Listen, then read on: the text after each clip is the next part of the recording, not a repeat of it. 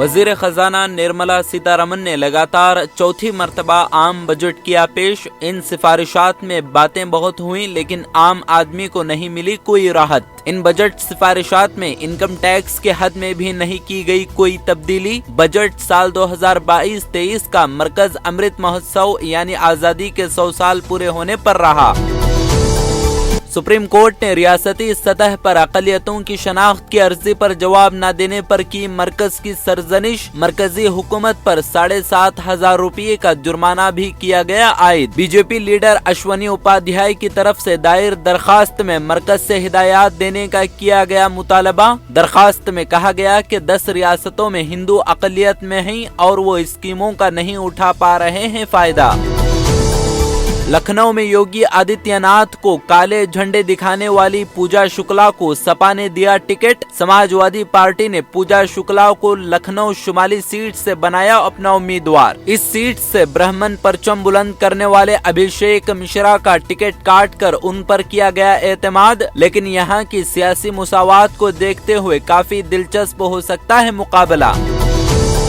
तृणमूल कांग्रेस सरबराह ममता बनर्जी ने बजट 2022-23 को Pegasus spin budget दिया करार। साथ ही कहा कि इसमें मुल्क के आम लोगों के लिए कुछ भी नहीं। ममता ने ट्वीट कर कहा कि बेरोजगारी और महंगाई से 2-4 लोगों के लिए कुछ नहीं, सिर्फ बड़ी बातें, हकीकत में कुछ भी नहीं। डेरेक ओब्रायन ने दावा किया कि बजट साबित करता है कि मोदी किसानों, गरीबों और मुतवस्सित तबके की नहीं करते परवाह। मरकजी हज कमेटी ने हज दरखास्त फार्म भरने की तारीख में 15 रोज की कर दी तौसी। मरकजी हज कमेटी के चीफ एग्जीक्यूटिव ऑफिसर याकूब शेख ने दी जानकारी। बताया कि 31 जनवरी हज दरखास्त फार्म भरने की थी आखिरी तारीख। आज़मीन के लिए सहूलियात फराहम करने के लिए अब 15 फरवरी तक भर सकते हैं दरखास्त फार्म। दिल्ली हाई कोर्ट ने गैंगस्टर अबू सालिम को अपनी बेजा कैद की दरखास्त की हिमायत में दस्तावेजात दाखिल करने का दिया वक्त। दरखास्त में दावा किया गया है कि इसकी हिरासत गैर कानूनी है। अबू सालिम 1993 के मुंबई सिलसिलावार बम धमाकों के केस में उम्र कैद की सजा काट रहा। हाई कोर्ट इसके हिंदुस्तान में हिरासत को गैर कानूनी और पुर्तगाल वापस भेजने के मुतालबे पर कर रही है समाअत। नवा रायपुर में 30 दिनों से धरने पर बैठे किसानों ने 3 फरवरी को राहुल गांधी से मिलने की उम्मीद जाहिर। मुतासरा किसानों की कमेटी ने कांग्रेस के रियासती सदर, हुकूमत के 3 वज़रा और सीनियर अफसरान को लिखा खत।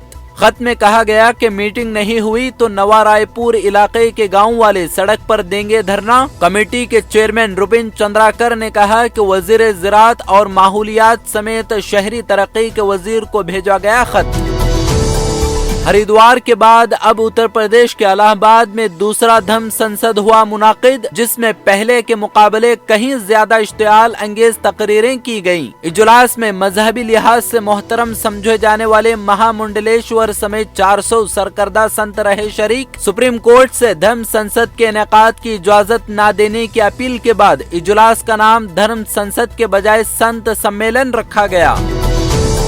तेलंगाना रियासत में 1 फरवरी से दोबारा खोल दिए गए स्कूल। कोविड के रहनुमा खुतूत पर अमल करते हुए खोले गए सभी स्कूल्स दोबारा खोले जाने के मौके पर कई स्कूलों में असातिज़ा ने किया तलबा का इस्तकबाल। कोविड के उसूलों पर अमल करते हुए क्लासेस में सोशल डिस्टेंसिंग को बनाया गया यकीनी। मोटर बाइक्स में लगाए गए परेशान करने वाली आवाजों के साइलेंसर के खिलाफ मणिपाल पुलिस की तरफ से चलाई गई मुहिम। 71 ममनुआ साइलेंसर को जब्त करने के बाद उन्हें जेसीबी के तले कुचल कर किया गया तबाह। उडुपी एसपी विष्णुवर्धन ने कहा कि हमने गुज़िश्ता साल भी इसी किस्म की चलाई थी मुहिम। इसके बाद फिर से डॉक्टर्स और अपार्टमेंट्स में रहने वालों की तरफ से मिल रही थी शिकायत।